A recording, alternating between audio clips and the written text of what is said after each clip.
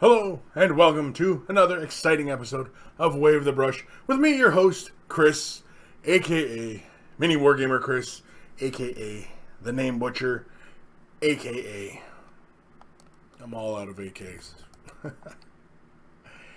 AK, that's what, other known alias? Yeah, I have no other known aliases.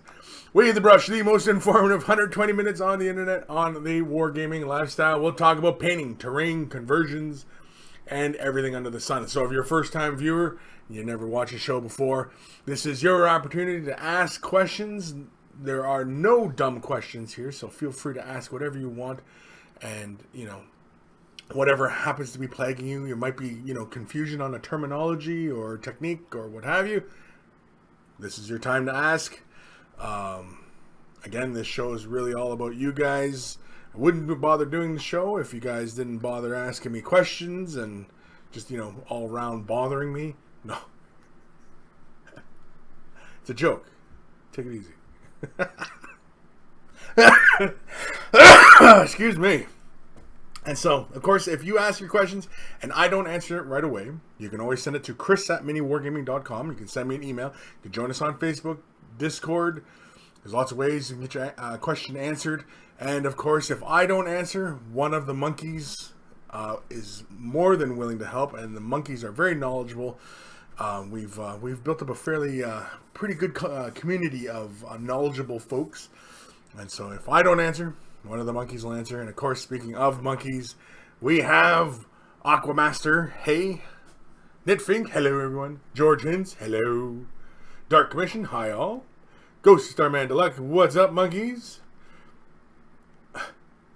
Aquamaster. We're live. Old Man Logan. Hi, all. Dark Commission. Lights, camera. Kris. Lights, camera. Last episode was at home. A little less lightage as it was in my basement. I don't have the lights like we have here at the studio. We have, some studio lights and such. And I can light, how I like and, everything like that. And so, that's okay because, I can sit in my underwear and drink beers and, what have you. Isaac Keller, howdy y'all. Aaron Seach, hey Kris, hello fellow monkeys. No, not in class today. No, because it's a Saturday and hopefully it's not like Breakfast Club where, you're in detention on a Saturday.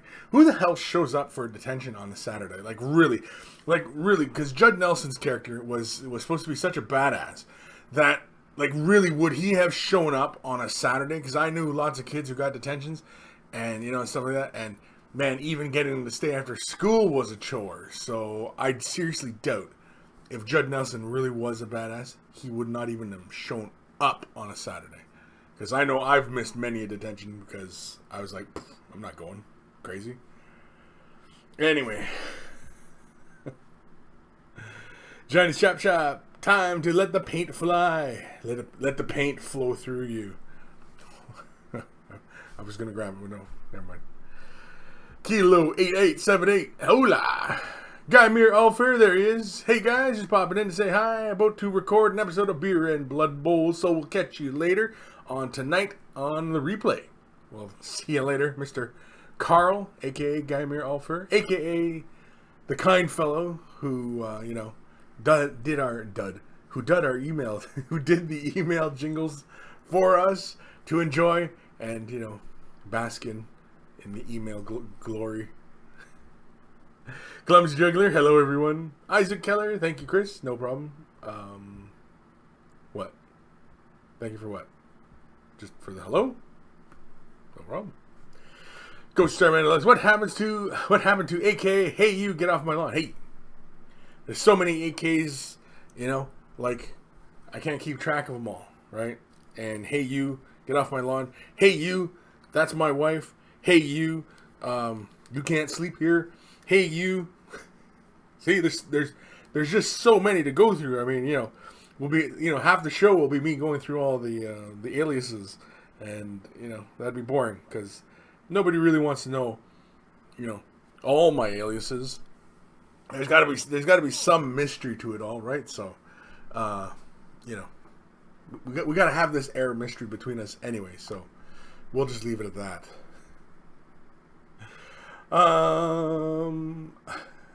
Dark Commission, episode 175, an early shot at the title. It's like a boxing match or something. Early shot at the title. Nicholas Allen, hey everyone, been a hot minute since I caught the show live. Hope y'all doing well. I hope everyone's doing well as well. And I'm glad you can show up for a hot minute. I don't what is a hot minute, like 30 seconds? 10 seconds? A second? C.W. Kreiner, sleepy?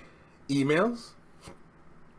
We just started the show. We're 6 minutes into the broadcast and we're already pestering for emails. Although there are quite a few emails we got to get through today, though. But yeah, so yeah, we should get on track right away, without getting derailed too early on. As typically we do.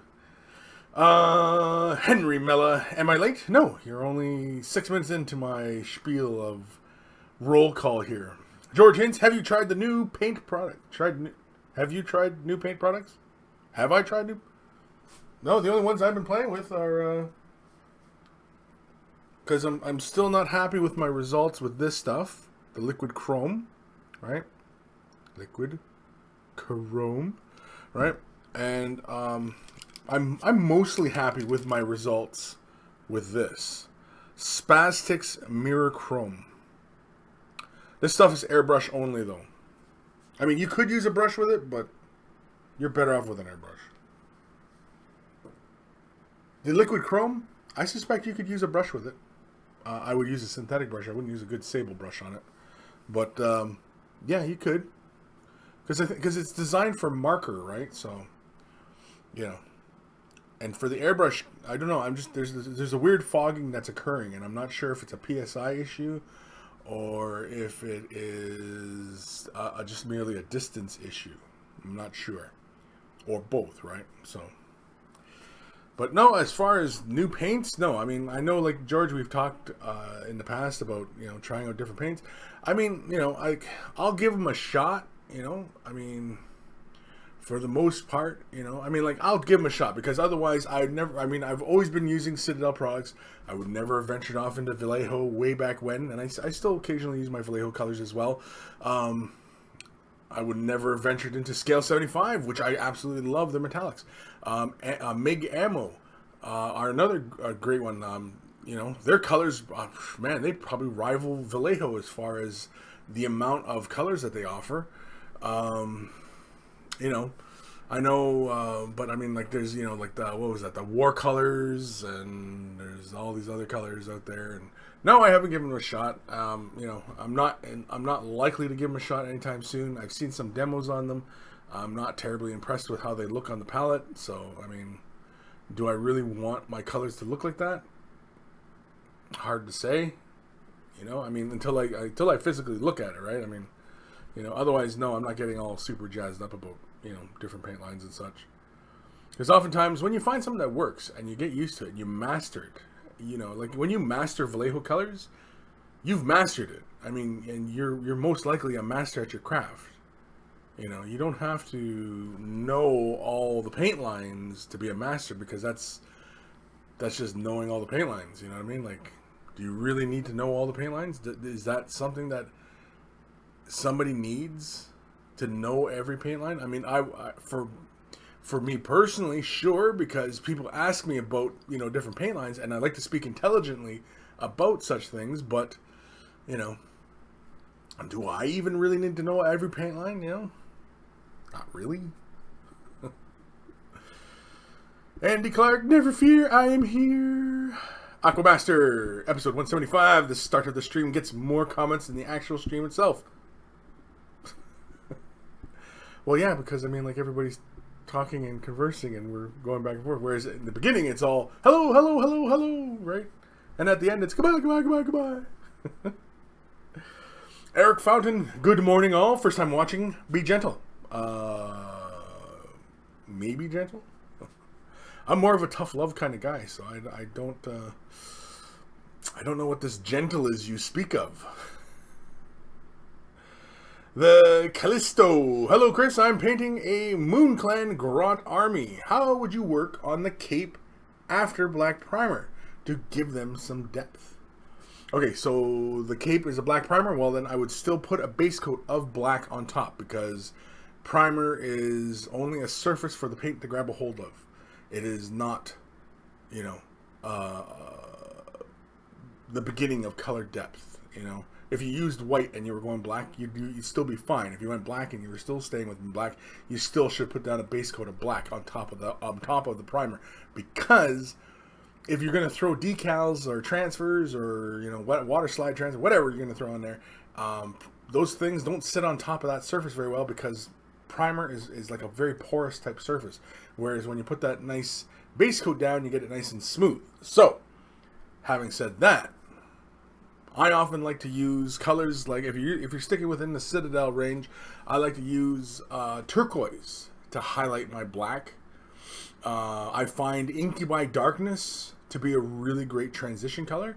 I find that I will find that sometimes what I'll do is I'll simply just highlight up from Abaddon Black to Incubi Darkness, going with maybe a mixture of 2-to-1 of black Incubi Darkness, put a little edge down, then 1-to-1, then a slightly less, and then just a fine edging of Incubi Darkness, and that maintains a nice dark black color with some highlight, with some depth.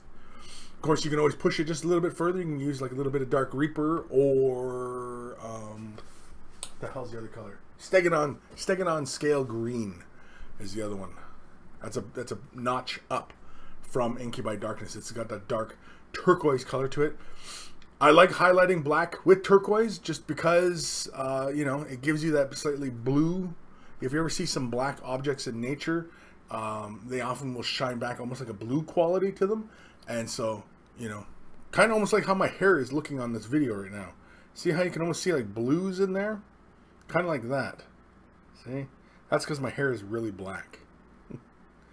And then sometimes gray. But then we get rid of those. I don't dye my hair. We just get rid of them whenever they show up. But I haven't seen any new ones in a while.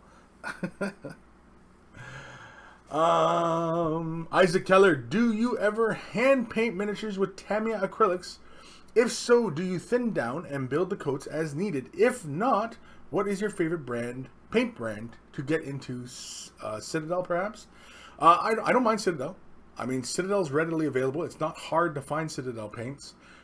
Tamiya is probably a close second as far as finding, and then probably Vallejo. Vallejo and Tamiya are probably a close seconds to Citadels as far as finding it in the hobby shops. If you go to like model shops or like RC cars and stuff like that, you'll probably find Vallejo and Tamiya more readily, and you probably won't find any Citadel because it's often, you know, not the same part of the hobby, right? Even though it's acrylic paint. But anyway, working with Tamiya paints out of the bottle, yeah, I most of the time before, when I was using my Tamiya clear colors, like for example, you know, like I'll use like this Tamiya clear. This is X24 clear yellow.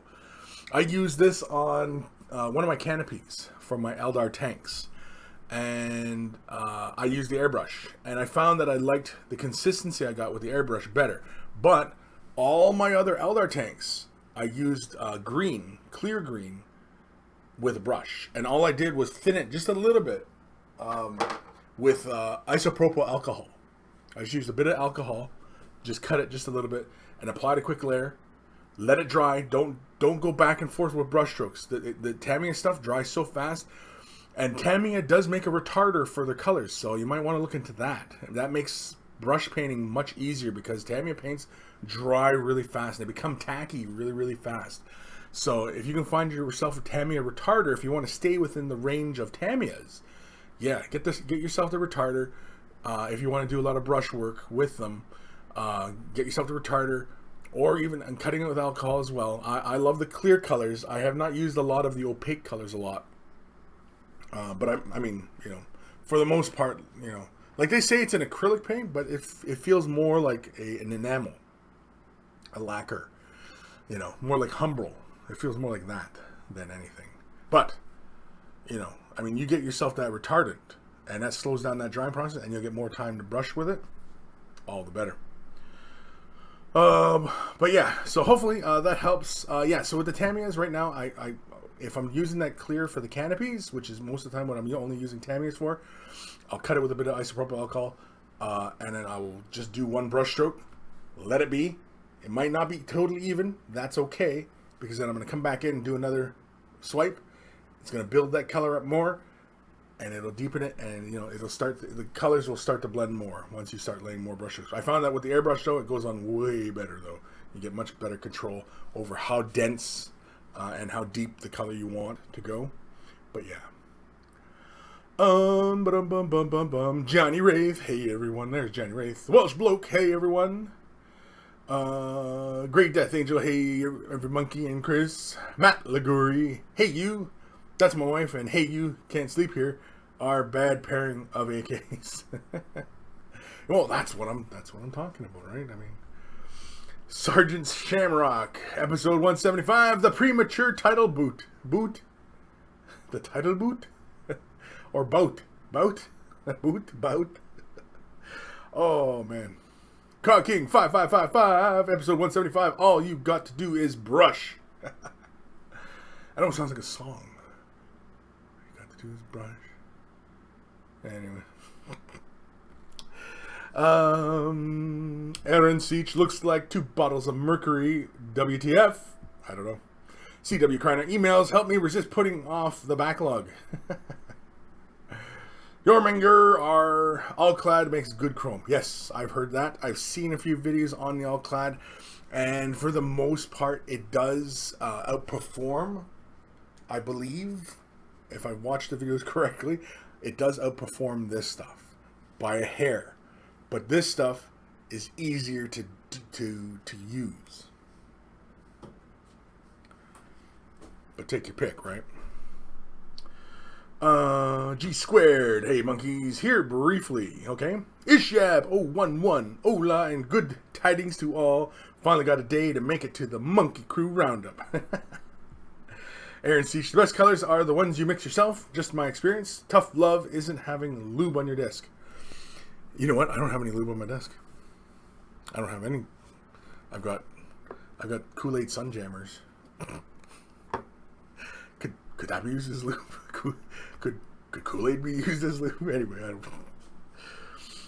Zarwis. Hello, everyone. Zarwis. That's a name I don't think I've ever read before. Zarwis. Zarwis? Zarwas? Anyway, hello, everyone. Sergeant Shamrock. What's the actual title for Out Live Chat? Should it not be A Barrel of Monkeys? Banana? Really? That it isn't? Matt Liguri, P3 Paints has a nice blue-black for highlighting up to black called Coal Black. That's another one, yeah. P3 has some excellent colors as well. That's a range, that's a range I hardly ever really talk about. I've used their colors before. I'm a big fan of old Citadel colors, and that's what these paints flow like. And, yeah. Why not? I mean, I have, a couple colors. The reds, I have the reds because I like the reds. And I also used a lot of reds in my airbrushing and stuff like that, so I was going through reds like mad. And so I said, oh, I'll try P3. And I sprayed it, and I was like, oh, that's nice and rich. I'll have to get more of this P3. Kador Red, I think it is. It's a nice solid red. It's a good one, though. Yeah, but, P3, yeah, that's a paint line I don't talk much about. I don't know, because, the colors are comparable to Citadel.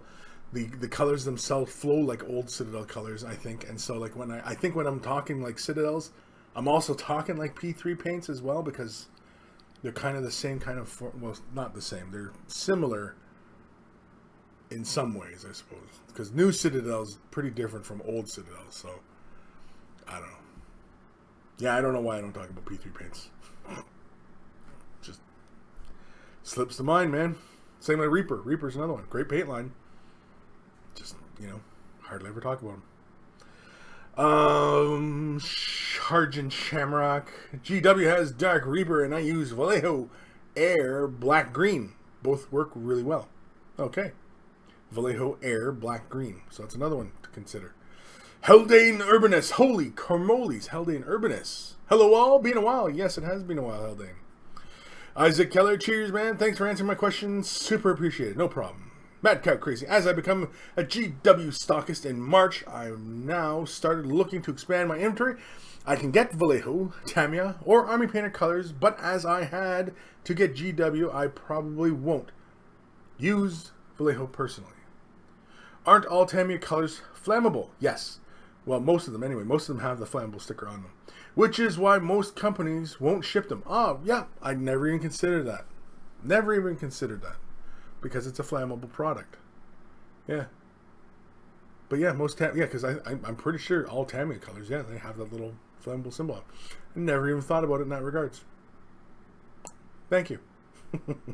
Nicholas Allen. So I got some GW terrain, the shipping containers and crate set at Kris. Advice for painting industrial style terrain. Well, if you have an airbrush, you'll obviously get through your base coating quicker. If you're gonna do like more like industrial, like the industrial crates, you might want to try, the hairspray method or the salt method. Either one is the apt technique. Basically, you lay down your browns and oranges as a rust color as your base tone around the model. Then you seal it. Then you apply, or you can use a hairspray, but you can use a gloss sealant as well around it. Then apply a nice even layer of a base color, not heavily, but enough to give even coverage. And then if you can either use like a bit of alcohol or just water and lightly abrade that surface, and it'll pull those paint layers off, and it'll give you a nice worn effect. That's a really great way of creating these weathered kind of techniques on larger surfaces in a quick pace. Using the salt method is basically after you put that clear coat on, after you've already done your oranges and stuff, and then you put the clear coat, you put the salt down, then you put your base color down, and then you lightly abrade the salt off, and that salt basically acts like a mask where it just pulls those pieces off, but it gives you that random kind of shape and also gives you those tiny little flecks. So it's not like you have to abrade the surface. You're applying the salt where you want the corrosion to appear, and then when it's dry, you just lightly wipe the salt away, and it all comes off, and it's kind of like a mask. Of course, you could also use liquid mask as well, and just with the sponge, and use the sponge technique to just blot out where you want the corrosion to appear, apply your base tone, and then pull off all that liquid mask, and then you'll have the exact same effect. All those techniques will work on those crates. I think would be really, really cool. And the crane as well, because the crane would also get pretty, banged up and dinged up looking. I think drawing a lot of reference material from cargo docks and things like that. Look at cranes, like pictures of cranes and how they're corroded and stuff. Crates, the shipping crates, see how they're corroded, what they're looking like, and kind of go with that, and go with those kind of color palettes as well, where you have like desaturated reds, desaturated blues, because these cargo crates, right, oftentimes they're sitting out in the sun for a long time, so the colors on them become very desaturated, and it just kind of give you that the kind of touch of realism, as it were. So Nicholas, hopefully that helps. Let me know what you decide, and send some pictures of what you decide to go with.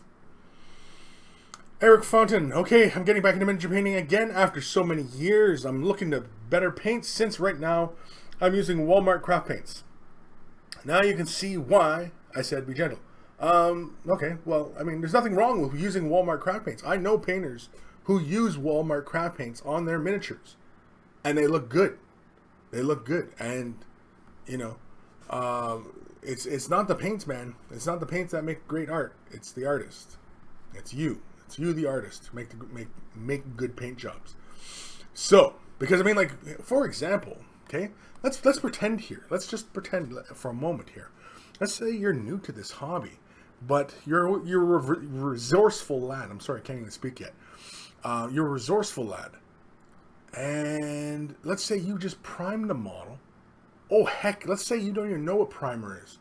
Let's say you get the bare plastic model, and you decide you want to use inks, pen inks, like the markers, and you start finding those fine nibs, and you do your entire army with markers, and you do that.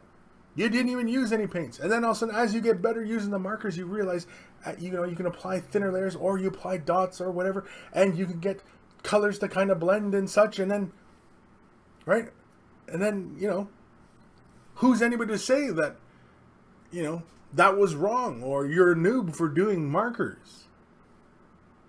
You know what I mean? It's not, the medium doesn't determine the art. The artist determines the art. The medium is just that. It's just that which provides the art. It just helps provide the art. The artist creates it, right? So you don't get caught up in, what brand of paint people are using, what paintbrushes people are using. If you have a limited budget, that's fine.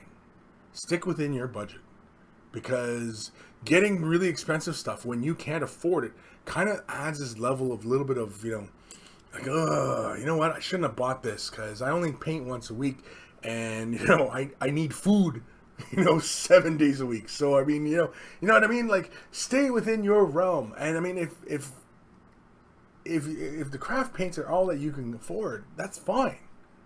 Because like I said, I've seen great art done. I've seen people paint their miniatures with those craft paints. But start to employ different techniques, like thinning your colors and mixing your colors and blends, and you know what I mean? And you can still practice those things, But you can still use those cheapo colors on your miniatures. Nothing wrong with it. I mean, the painting snobs out there will say, "Oh, well, you didn't use scale 75 colors. I don't even want to look at it." Those people can, you know what I mean? Like, don't. It doesn't matter. It's the artist. It's the artist. The medium is just that. You're the artist. You create your piece. Don't worry about if what paint line you should be using. Use whatever paint line you want. Now, feel free to experiment with different colors. Like I said earlier in the show, like I experiment with different colors.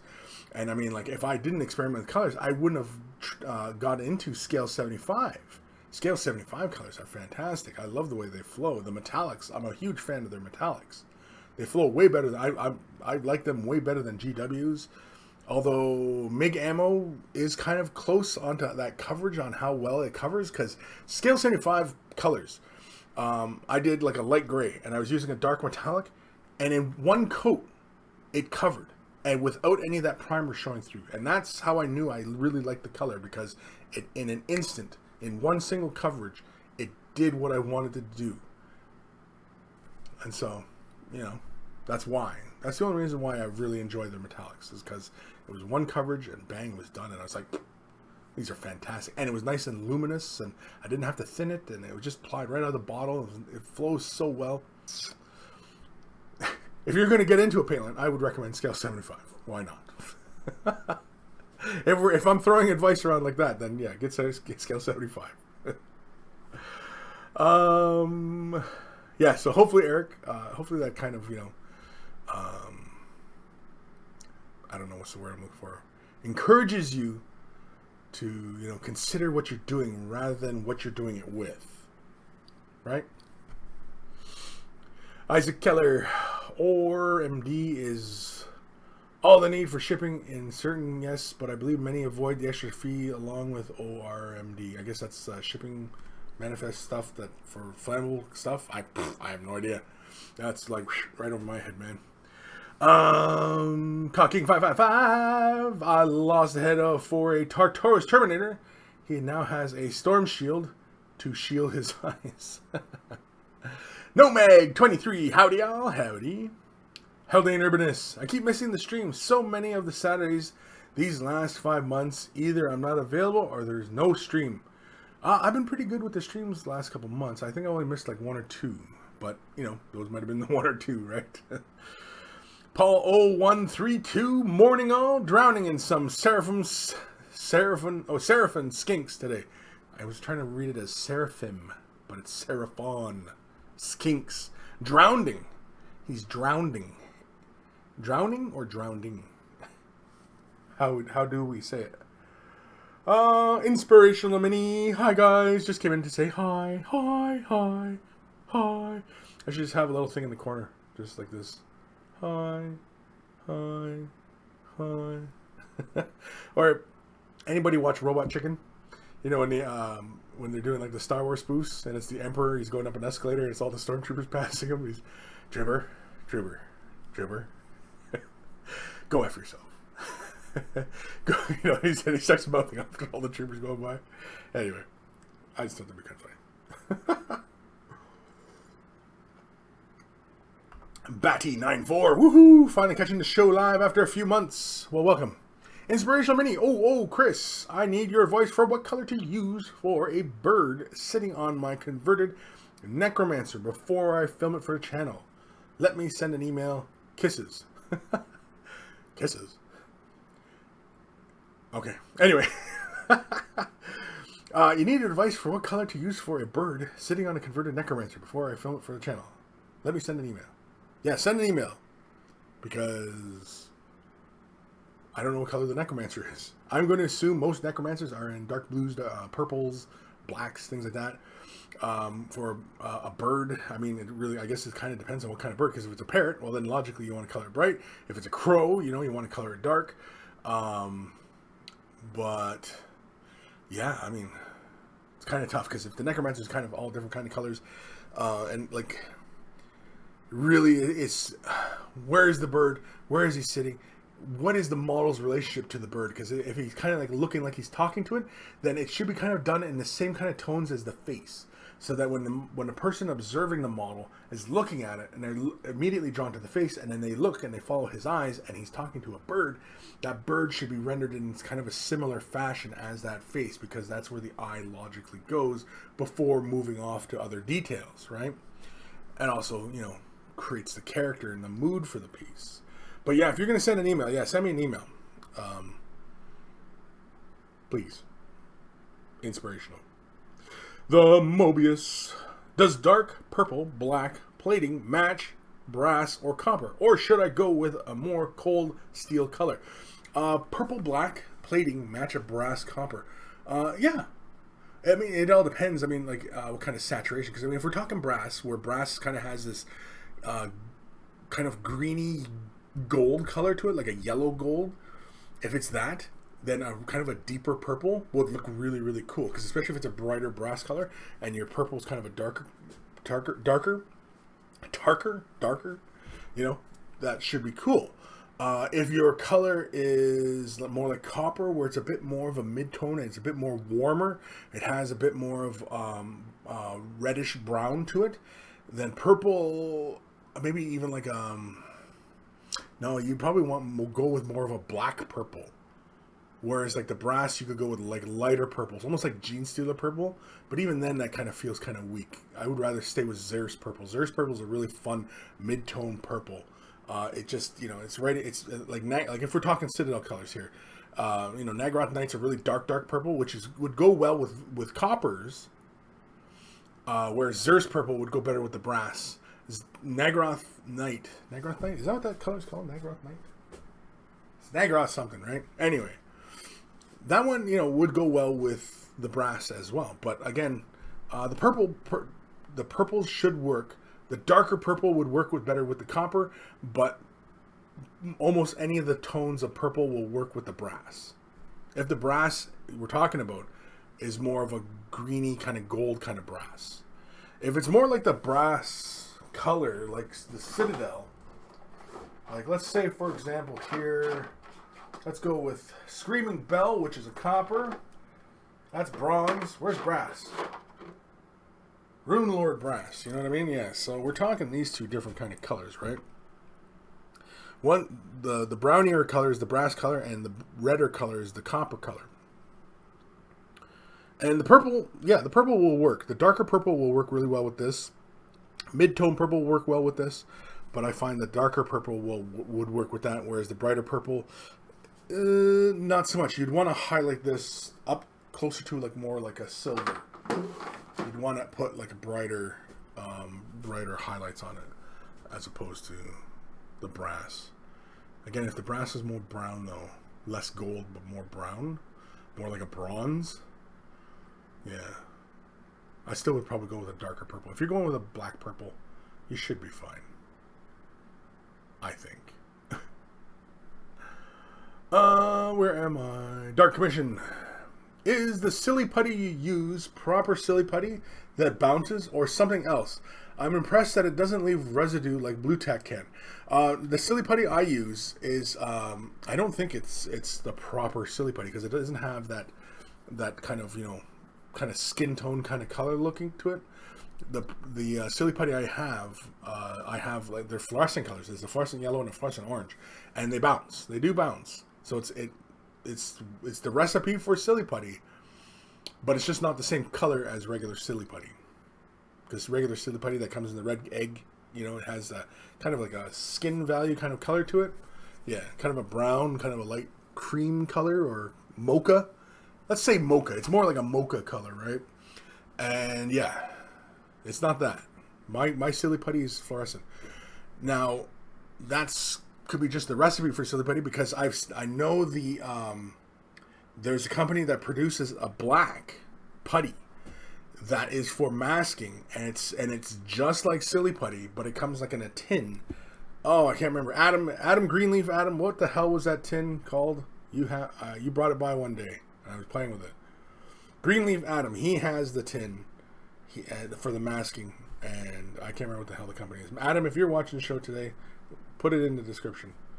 Or if you watch, Adam, if you're watching afterwards, put it in the comments. But yeah, it's just silly putty though. Yeah, it works way better than blue tack. Yeah, don't use blue tack for masking. I mean, you can, but you know, Mad Cow Crazy, type of paint you use doesn't matter. It's the skill of the artist. My art teacher in school could do magic with a pencil, but all I could do was the same one with stick figures. Exactly. A mere pencil, right? A pencil in the hands of some can create beautiful works of art. In the hands of others merely can write their name, right? That's an excellent example right there. A pencil, and that's merely a tool. The pencil is the medium, right? It's the medium. Now, what kind of pencil should you be using? Like HB, 2B, 4B? There's the question. Healthy and Urbanist, Mobius. In my honest opinion, brass or copper would look great, especially with the purple, the red in the copper, and the yellow in the brass should set off the red in the purple. See? There you go. Like I said, monkeys. All very knowledgeable. Dwarf Lord, hello all. Up the stunties. Good God. The Mobius, thanks. Got confused with the color theory. Was the purple warm or cool? Purple's cool. Purple's considered cool. Where am I? Johnny Wraith, watch out though. If you don't use Scale 75 paints, Kris doesn't read your emails. That's not true. I will read your emails. Maybe. Come on, man. Don't put words in my mouth, man. Eric Fountain, thank you, sir. You made a lot of sense. Okay. Well, good. I'm glad. I'm glad that helps. Anthony B thought there wasn't a stream. I was able to jump before jiu-jitsu this morning. Also, shotgun beers. No shotgunning beers today. I'm only because I'm at the office. And it's frowned upon. Getting loaded at work is frowned upon, apparently. I don't know. I guess. Matt and his crazy ideas. Bat 94. Yeah, Bat 94. Anyone have any recommendations for storing paint, containers, or shelving systems? The system I've gotten to be a little small. No, I mean, you can buy like these plastic containers right here from like, you know, any big box store, and they're like a couple dollars, you know, for these, and just store all your paints. Of course, you can go with a much, you know, more elaborate type system for your work surface if you want a bit more efficiency. Really, that's what this kind of setup here is for. It's more efficiency because you have all your colors laid out in front of you. It's a visual palette for you, right? And so, you need this color, and then this color, and this color, you know what I mean? And you know, as long as you keep it all neat too, because you'll notice all my colors are nice and neat. Why? Because I'm a bit anal.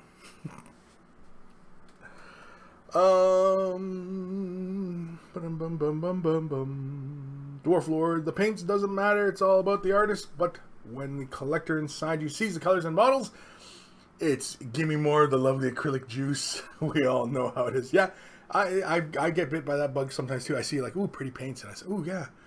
How many different shades of red do I really need? We'll never know because I'm going to keep buying more shades of red. Healthy and Urbanist. A really easy way to highlight copper is to add a little metallic medium or filling that silver. Yep, excellent. That's an excellent idea. Jim White, episode 175. Kris bounces silly putty. I didn't bounce any silly putty. I was talking about bouncing silly putty. Bouncy bounce. Ooh. Phone's going off. Don't call me while I'm on the show. Whoever that is. If Tolo, if that's you. No. Just notifications. Thought maybe it was Tolo messaging me. He likes to do that while I'm doing this and then message me. Friggin' guy. Healthy and Urbanist. Kris plays with Adam Silly Putty. Yeah, okay, I played with it. Alright, I'm not gonna deny it. Yeah, I played with it. Isaac Keller, going along with Bat 95's question, or 94's question, I'm also curious about how long the shelf life of paints such as Vallejo, Citadel, and Tamiya are. The shelf life, well, yeah, I can't speak to that because, like Citadel, the reason I believe why Citadel paints are a thicker, bodier paint, right? It's a heavy body paint, is because the pigment doesn't separate as fast as it does with the thinner body paints, like Vallejo, Scale 75, Reaper, right? Those colors all the time are separating, and really should have agitators in them because again the medium is so thin and the pigment, and it needs to be mixed, right? Whereas Citadel colors, it's a thicker body because they know that their product is going to sit on the shelf longer, and so that's why I think they go for a thicker body paint, because the pigment and the medium don't separate as quickly as they do. They will separate, but not as fast as they do for the other thin body paints. I think that's why they do it. So really, Citadel should maintain its color longer, and it does. You see it. And I mean, anybody who has their paints in a raid this kind of style, any of their common colors they use, like I shake a bottle today and I come back to it tomorrow and it's still pretty good. I don't really have to give it a hard shake. Although all your paints, all the time, shake them. They always need to be shook. Citadel all the way through whatever paints. They always need to be shook. Gravity will always pull on those pigments through the acrylic binder that is whatever medium it is. Same with like oil paints, although you don't really see it a lot in oil paints though. But again, most of my oil paints are in tubes. But I have worked with some oil paints where they sat a while, and I squeezed the tube and like mostly oil came out. So gravity does pull on those pigments.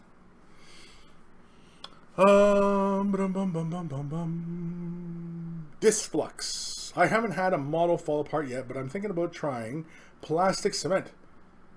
Most used testers brush on. Sure. I use testers masters right here. Liquid cement. This is the one I use all the time for all my styrene plastic models. Right here. This is what I use. Of course, when I'm using this stuff though, I still score the contact points. I still score them before applying the glue. Just so that the glue has more to bite into, and it also melts those surfaces better. Because essentially that's what you want the glue to do, right? You want it to melt the surface because it's going to provide a better bond. Super glue provides a good bond, but it's an intermediary. It's like a little superhero holding the two pieces together. It's like, you know what I mean? Like, it's like the previews, you see a Spider-Man and he's holding the boat together, and he's holding it together. That's what super glue is doing. It's holding those two pieces together. But through its super strength, it's holding it together. But it can be broken, right? Versus using plastic cement, which is like welding the pieces together. It's like fusing the pieces together. And that is much stronger than just merely something trying to hold them together. If that makes sense to anybody. Anybody? Bueller? So yeah, you're better off using plastic cement. Now, does it have to be testers? No, it doesn't. I know Tamiya does three different versions, and I think Testers does 2 different versions. There is the brush-on one, which is fine. I like that little nozzle one because I can just kind of just put little tiniest of drops on areas. I use it for everything. Well, all my styrene plastic models anyway. I know Tamiya has the small brush-on one, and they have like an extra strength, and they have a regular one, and they have a middle one. I can't remember what the middle one, but they're all brushes in their lids. I know that the regular one, it actually has a longer curing period versus the extra strength one, which dries fast apparently. Which I'm curious to know if that means that when it melts the plastic, does that cure faster?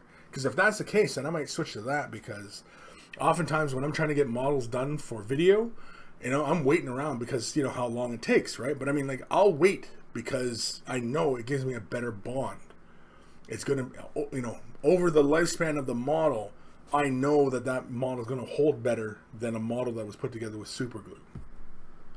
So that's why I use it. Great Death Angel Kris, is it email time? It is getting close to email time. Holy crap, it's already 1:45. Jeez. Why do you guys let me gum flap on like this for so long? Held in Urbanist at Kris. Glad you think that's a good highlighting idea. It's yours from ages ago. Was it?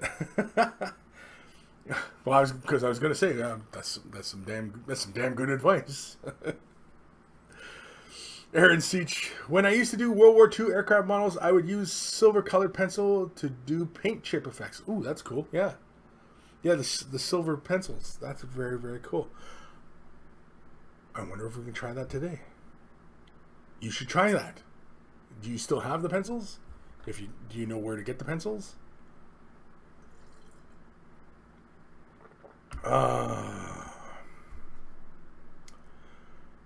Paul 0132, episode 175, Pulling Pigments with Kris. Pulling pigments. David Vaughn, love that analogy. What analogy? Of the pencil? Yeah, I kind of like that idea too. I think if that's what we were talking about, was the pencil, then yes. Matt Cow Crazy. When I bought used models, I loved when they were super glued because it was easy to split them. Yeah, for painting and stripping. Yeah.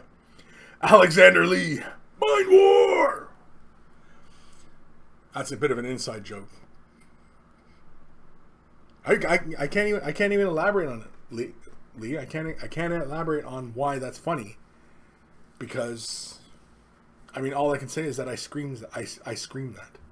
As an Eldar player, I love screaming Mind War.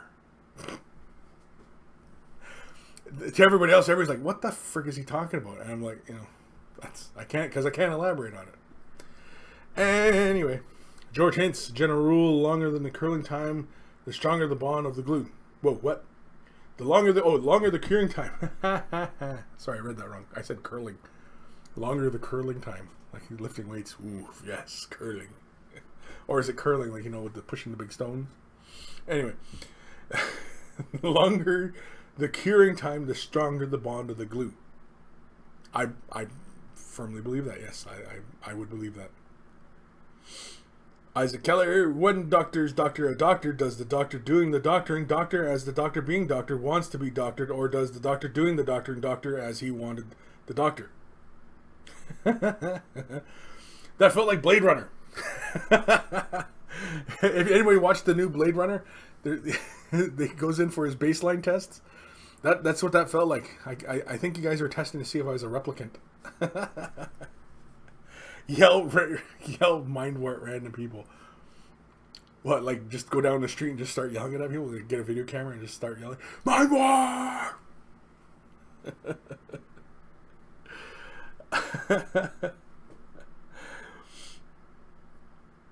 Howdy and Urbanus. You waggle your fingers too? I do that a lot when using Eldar Psychic powers. Oh man. Inspirational Mini, episode 175. How I achieve my strong bounds. My strong bounds? Bonds or bounds? Bonds? Bounds? Because strong bounds. I mean, is it like bounding? Like boing? Boing? Or bounds? Bounds? I don't know. Binds? Bounds? I don't even know what word we're talking about anymore. You know how when you say a word too many times and it loses all meaning? It's like dog. Dog. Dog. Just say it to yourself a bunch of times. Just dog. Dog. Dog. Dog. Dog. Dog. Dog. Dog. Dog. Dog. And then you're like, what the hell's dog? My God, man, I'm going crazy. Isaac Keller, LOL, handle it like a champ. I know, considering the guy can't read, right? Aaron Siege, any silver colored pencil will work. Mine was Crayola from Kids Pencil Set. Interesting. I'm gonna have a look for that.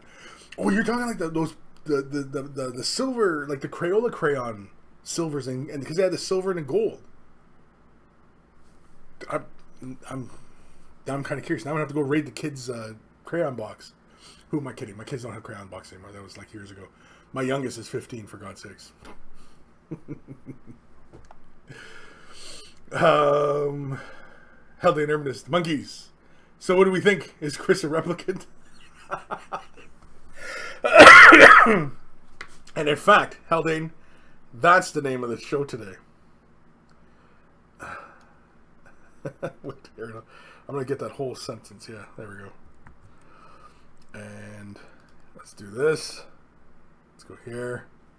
Oh, wants to take me to 10 different places. There we go. Save. Save! There, it's saved. There we go. Is Kris a replicant? We don't know. I could be. I might be. You don't know.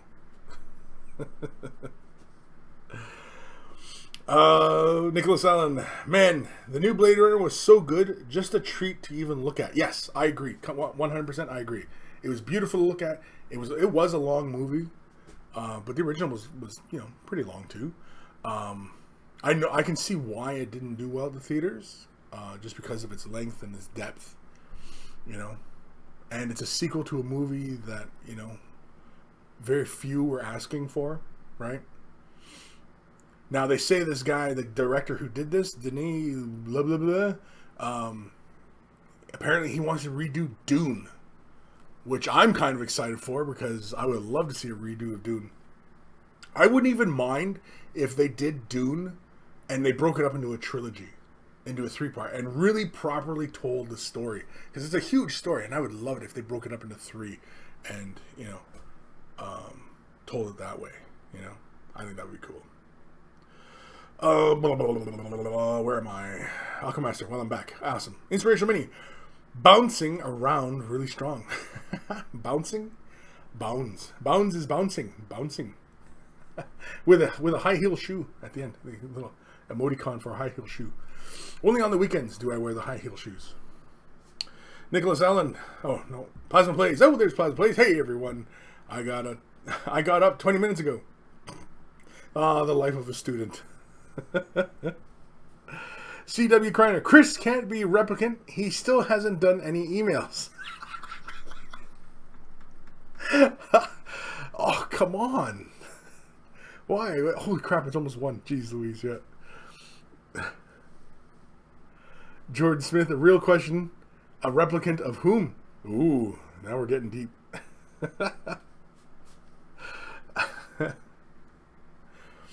Haldane Urbanist. So the new Blade Runner is worth seeing, unlike the Alien garbage? Yes. Oh yeah, definitely. If you liked or even loved the original Blade Runner, you'll like this one. This will be worth seeing, and I definitely recommend seeing it in the theater. Even seeing it in 3D is a bit of a treat too. Some of the cityscapes and stuff like that, you get the real sense of depth and like how big. It's kind of like how you imagine, like in 40K, like the Hive cities. I mean, you get that in the original Blade Runner, but you really get that in this one, this new one. It's good. Clayton Tate, I just renewed my mortgage at 9 a.m. on a Saturday, and that's enough adulting for today. All the way to the brush. Inspirational Mini. as a monkey. He's a monkey like this. See no evil, hear no evil, speak no evil. Or is it, are we just strictly hear no evil? We're okay with speaking it and seeing it, but we can't hear it. We can't hear no evil. Aaron Seach, the Kris we are watching, he is surrogate. He is really at home on his couch drinking beer. Oh, you're downstairs the whole time? Yeah. Oh. Mind War! See, but I can't tell them why. We're talking about Eldar Mind War. Eldar Mind War. It's just Eldar Mind War. Just screaming Eldar. Or Eldar Mind War. Screaming Mind War. Not Eldar. Because then people would be like, what the... What is his deal? Yeah, you know what? Jim White. Oh, Karts. Karts is here. Just got back from Word. Hello, all. Just got back from Word. Oh, work. Guess I should read the next sentence. Got back from work. Excellent. Dark Commission Blade Runner, the director's cut was the last film I saw at the cinema, 94. Might go back and see this new one. Yes, I definitely would recommend it. Nicholas Allen, I really liked Love in 2049. Here, fluid movements and expressions were so creepy. Definitely. But yeah, it's definitely headphones time. Turn your volumes up or down, whichever it is you prefer. And let's do an email. Oh, you know what? Let's do a new one from Carl.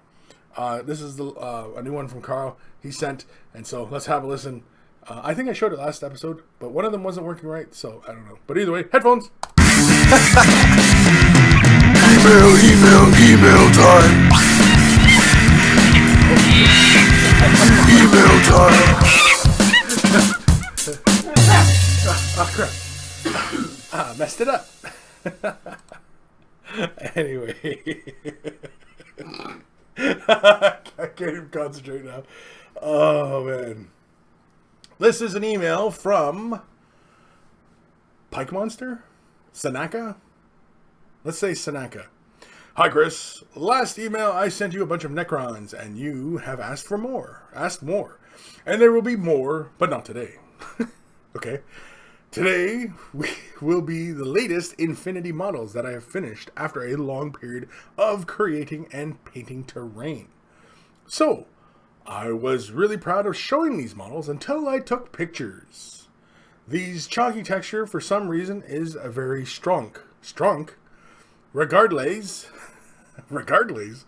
my main question is about color scheme. Is there too many colors? Yellow is a bunch of yellow, 2 white colors with Candora yellow over a glaze shade. Should I do a different tone for armor?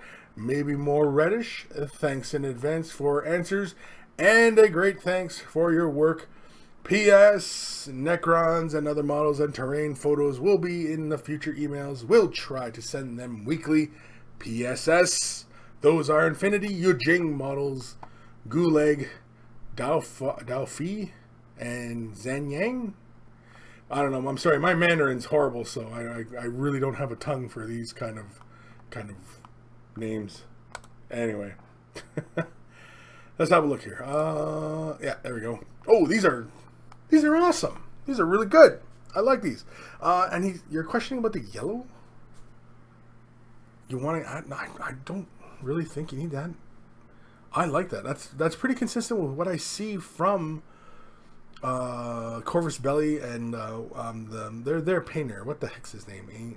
Angel Hernandez, I think, or something like that. I can't remember his name. Anyway, fantastic painter. And these look really, really good. I like these. A lot of time, colors where it should be. I think these are fantastic. I'm just looking. The green. I'm wondering if the green needs to be green.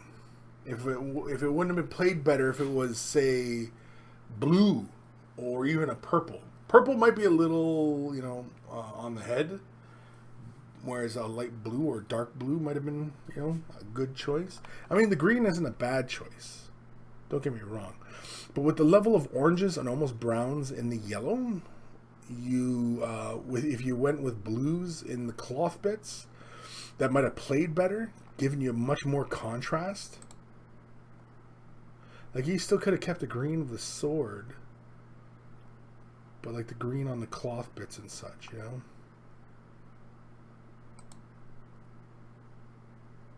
I like that. That's cool.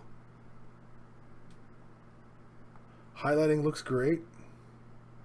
And you said it looked chalky? Was this what you were talking about? The dry brushing was chalky, or your... Again, I mean, when you're priming, especially when you're priming Infinity models, because the shallow details on them, yeah, you really have to be careful not to over prime the models.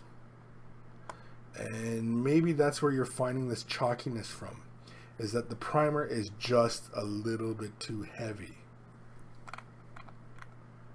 But like, I don't see anything wrong here. I mean, like, everything looks good. I mean, you know, I don't know. Do you want to push the contrast more? Is that what you're wanting to do?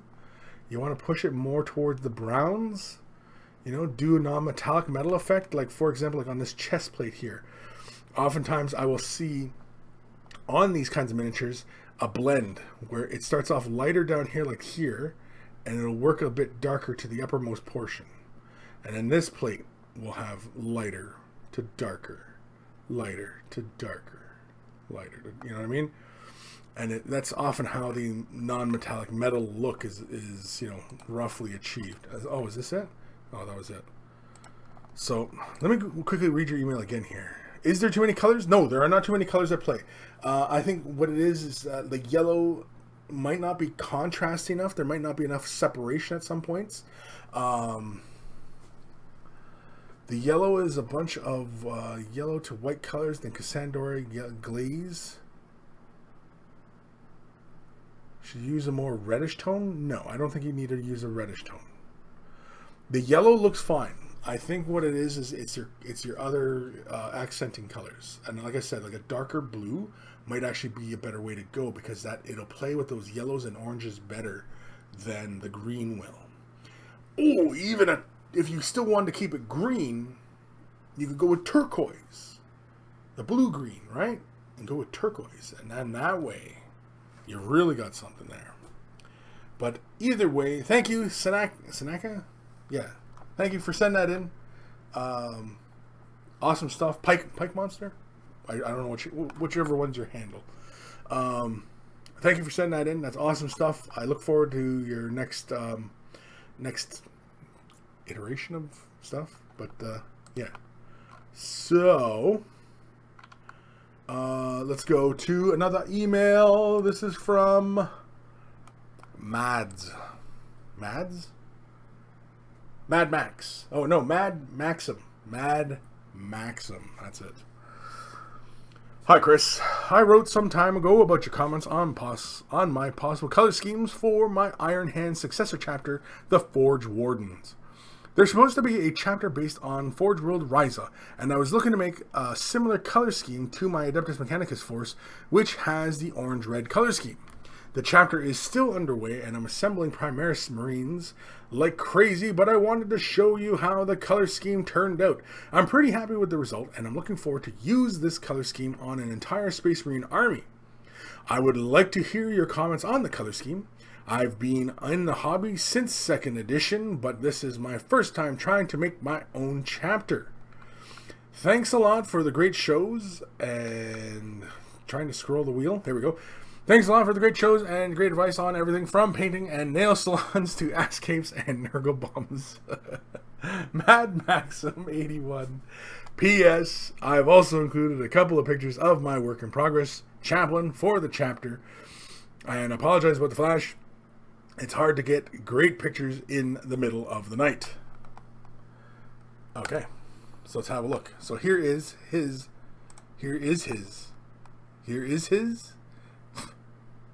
English. Here's his color scheme. I think it's very interesting. It almost looks like a Jacaro orange and like corn red. That could be the flash, maybe desaturating the colors a bit. I kind of dig it. I think the eyes, I don't know if the eyes need to be green. I think the eyes could be red. I don't think they need to be green. Yeah, I think the eyes could be red. Like a dark red. Bright red. Either way. But either way, I like the color scheme. Here's the Chapelan. Oh, this is like the new guy, isn't it? Yeah, this is like the new Chapelan. Chapelan? I'm just gonna keep saying like that until somebody gets annoyed. It's a Chapelan. He's got the green glowy eyes. Here's his backside. Because we're all curious about the backside of the guy. It's a Primaris Chapelan.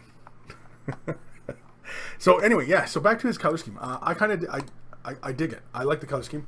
I like the two-tone marine thing. I always dig it. And yeah, is the thighs? I can't see the thighs. I'm going to assume the thighs are red. But I do like the orange. And did he say it was orange? Did he tell us what the colors were? He didn't tell us. Oops. Anyway, thank you, Mad Maxim, for sending that in. That's awesome stuff. I like the color scheme. It's very interesting. And yeah, my only thing would be is I think the eyes should be red.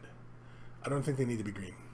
I mean, the green looks cool next to the orange, but I think the red, like if you did a brighter red, like if you went like Evil Sun Scarlet like that and just in the eyes, yeah, I think that'd be kind of cool. I think if you went with green, like if you're dead set on green, I think a darker green. I don't think you have to use, because that looks like under the camera lights, that looks like moot green, and I think you could go with like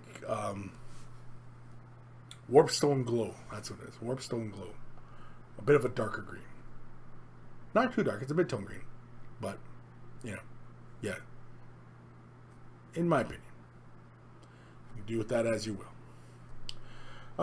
Where are we in the comments? I have no idea. I'm Inspirational Mini. Irish coffee now? Aquamaster. I'm Irish. Aquamaster, yes, you are Irish, buddy. And here's to you. George Hintz. See no evil, speak no evil, hear no evil, have no fun. Is that like a Confucius says? Confucius say, see no evil, speak no evil, hear no evil, have no fun. Isaac Keller rolling before. That went perfect with the music. Oh, the shaking of the camera.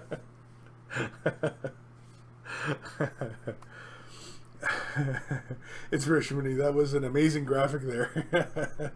I know, well, because I insert that stupid little text in there because I haven't gotten around to finishing a proper monkey logo, and I've been meaning to, and I just haven't gotten around to it because I want to have something, you know, all for the monkeys, you know, to identify the monkeys too. So, you know what I mean? And I want to have a monkey, and I want to have him holding a paintbrush. And I've shown the image before, but I wasn't 100% behind it, and I'm just not, you know, I'm not there yet. I think he's got to be cuter, is what it is. I'm looking for a level of cuteness in the monkey holding a paintbrush, and I want him to look impish, but still cute, and you know, and of course he's got to be one of those. What the heck are those monkeys with the big mustaches? I can't remember now. Wow. Anyway, he's one of those monkeys. Anyway. So that eventually, when we get to email time, I will have that graphic just pop up, and it's email time. It'll be just the music because it'll be a monkey, and then it'll probably be a monkey holding a mailbag or something like that. Once I have the monkey, I'll be able to do all sorts of stuff to him. Not that I'm gonna do all sorts of stuff to monkeys, but you know. Anyway. Great Death Angel. Holy cow, that was loud, even with speakers. Ishia, Christ's sake, Kris, you weren't kidding about the headphones and the lower the volume. Good to get the heart pumping again. Oh, man. Inspiration video. I think I should have pants with how loud that was. Dark Commission, my neighbors are banging on the wall.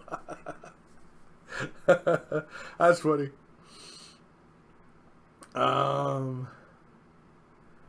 Healthy Nerminus. That yellow looks great. Nice and smooth white elements too. Wow, what? Inspiration Bunny. I wonder if the green needs to be green. Chris Bell, 2017 AD. I wonder if green needs to be green. Is that what I said? Well, you guys know what I meant. Anyway. Greenleaf Terrain. Sup, Mr. Sleeps at home and at work? Yeah, I sleep at work. Hair's looking slick. Yeah, it's because I'm kind of sweaty and I was just out of the shower before getting here. I was kind of running behind today. I got the fan going, but as I'm standing here and I'm, being silly, arms flailing and such. Anyway. No, I assure you the hair is clean. It's just still damp. And I didn't use conditioner, so I don't know. It'll probably dry all kinky and wavy and everything. It'll just kind of fro out on me. Yeah, it's really my temples right now, see? It's all just kind of, it's everywhere. Anyway. Oh yeah, Adam. We were talking earlier. The masking silly putty. The tin, it's black silly putty. What is it called? Can you put a link in the description or in the comments or, whatever? We were talking about that. We need to know. We need to know. Healthy nervous now. People have told me inking the panel lines is key with Infinity models. Yeah, inking them. Sure. Definitely. Dimitri Apadin. Hello all. Late as always. Jordan Smith. Neither of those were Primaris, I think. I think the Chapman was Primaris. Because wasn't he a new plastic duder? I thought that Chapman was plastic. I think it was I know the other guy, yeah, he wasn't Primaris. But I think it's the way he was kind of shooting them at the angle like that. It just kind of gives them that stunty kind of look. Great Death. Nope, not Primaris. One looked like Black Reach, and the second a newer pre-Primaris Chapman. Oh, okay. Sure, I don't know. I don't know the damn Space Marines, man. Jeez. I'm an Eldar player, for God's sakes. Hence.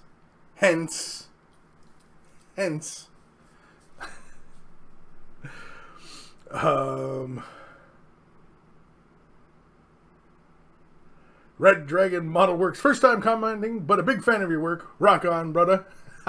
brother. Yeah, I think we met one time, Red Dragon, at Adepticon. Did we not? I think we did.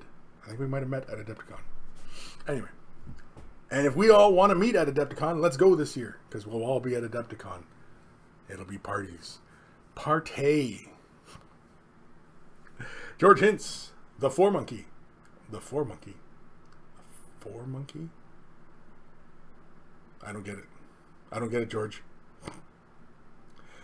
The Mobius.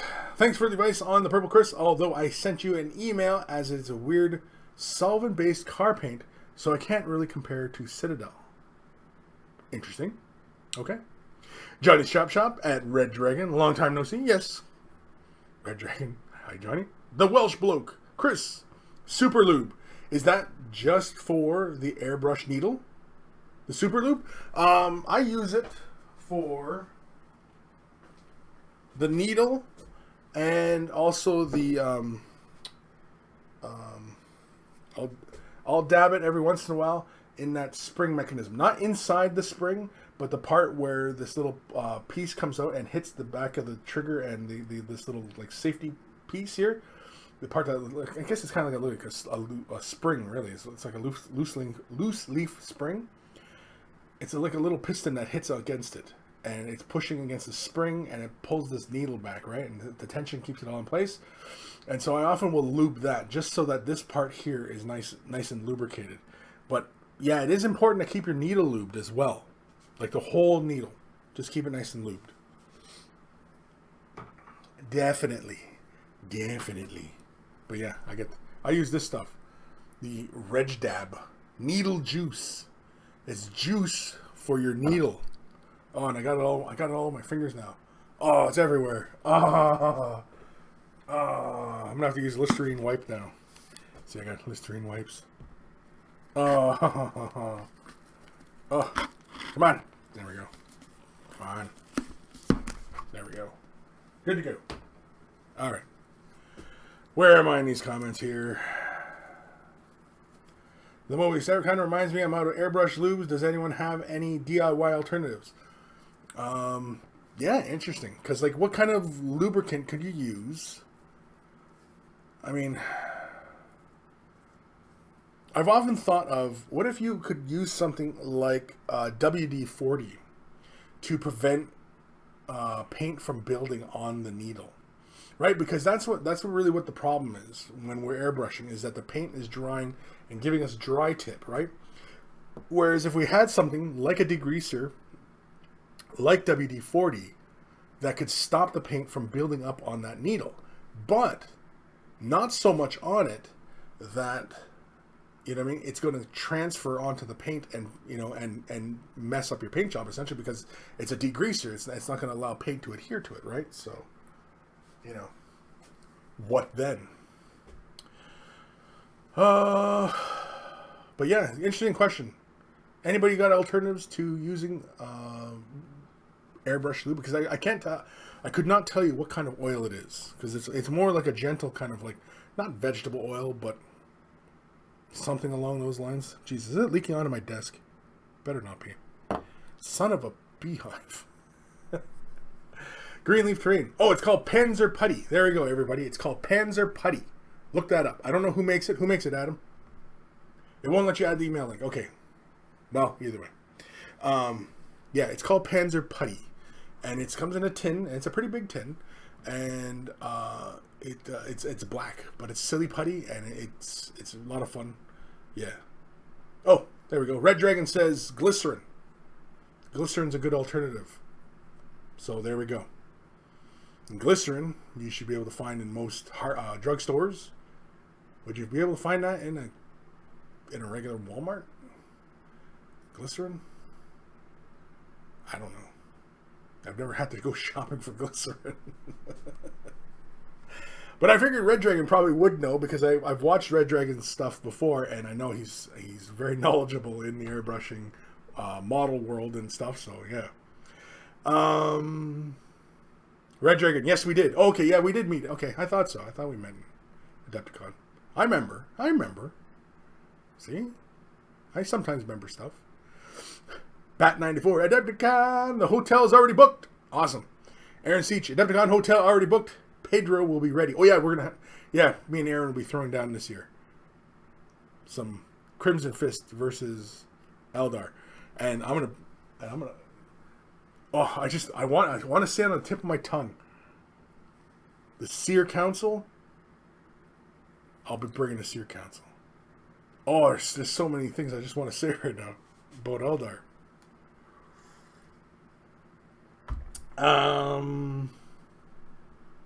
Where am I in these comments? Lazy Monkey, super lube, not just for the tip.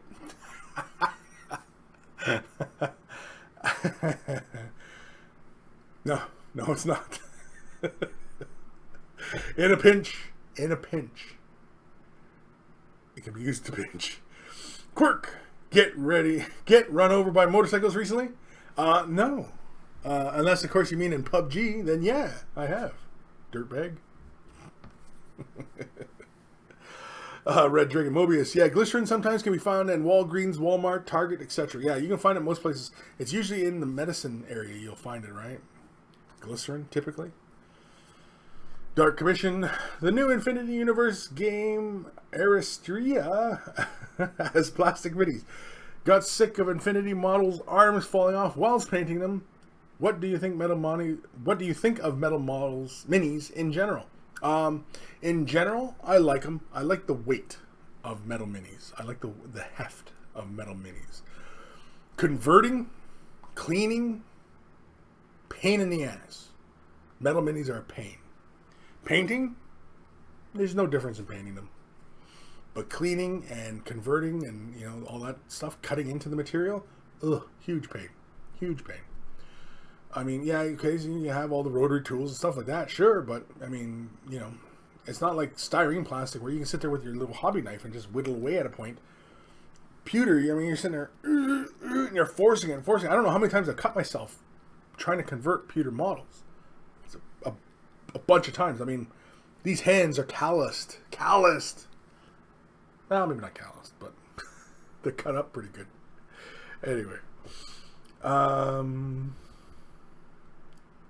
Red Dragon Model Works, mostly Reg Dab. What makes Ken pick these names for these products? I don't know. Welsh bloke. Okay. Cheers, Chris. Okay. Isaac Keller, Adepticon is in Schaumburg, Illinois. For the next year, 2018, will be you going to the next one as well? As far as Lord willing, yes, I'm going. Red Dragon. Yeah, WD-40 would not do good for the paint. It will leave a greasy residue. Yeah, exactly. That's kind of what I figured. I mean, it'd be great if it, provided like a non-stick kind of surface. Like if you could coat the needles in like something like a Teflon, where the paint it has a hard time sticking on. Or you ever see like the those nano products that can provide a non-stick surface just by a series of nanotubes, something like that could adhere to a needle surface so that the paint never sticks to the needle. I think would be groundbreaking. So Ken, if you're watching on Badger, start doing that to your needles. You'll be ahead of the curve. Inspirational mini. Quirk. Quirk. Oh, I almost did a song there. Quirk.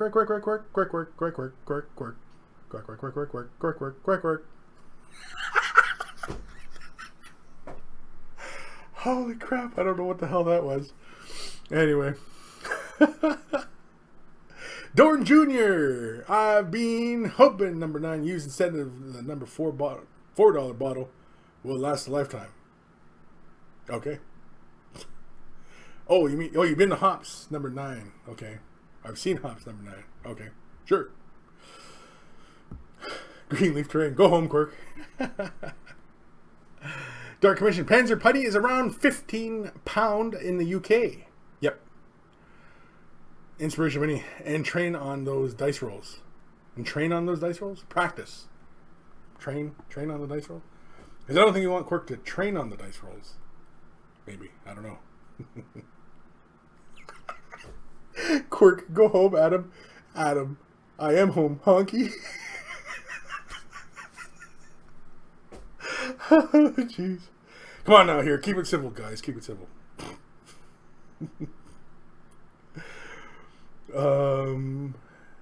Red Dragon Model Works. Look on Amazon.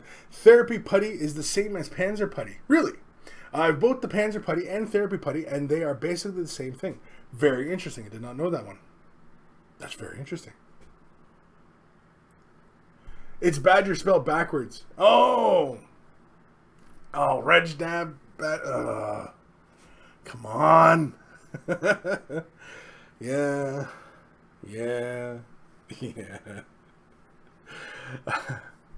George Hints. Ammo of MIG. Camouflage airbrushing masking putty. Never tried it.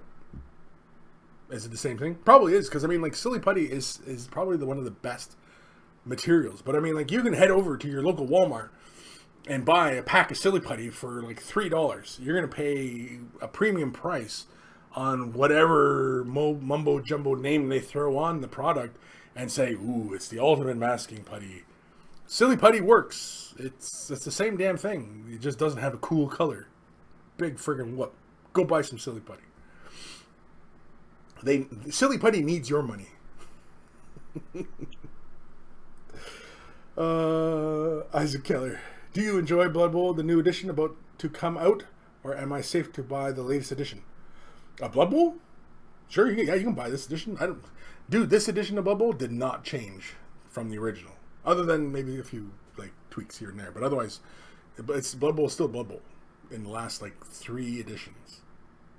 I think this is 4th edition, so yeah, 3 edition.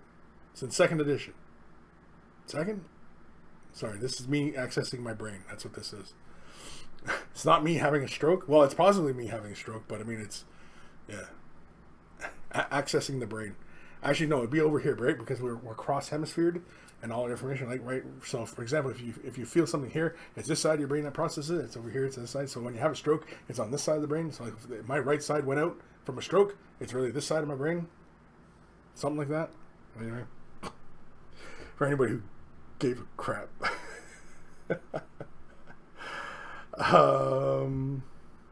Ishab, why not a Teflon spray? It worked great for Clark Griswold Slay. Yeah, exactly. Exactly. That's what I'm saying, man. I mean, like, why not just like a Teflon coating on the needles and just put the, like, would that affect like, really would a layer of Teflon affect the precision of that needle? I mean, would most model airbrushers even notice any kind of degradation in performance if there was an extra coating on the needle? I mean, sure, some illustration artists, some professional airbrush artists might notice a difference, but we as most model painters, would we even notice? I seriously doubt it. I seriously doubt it.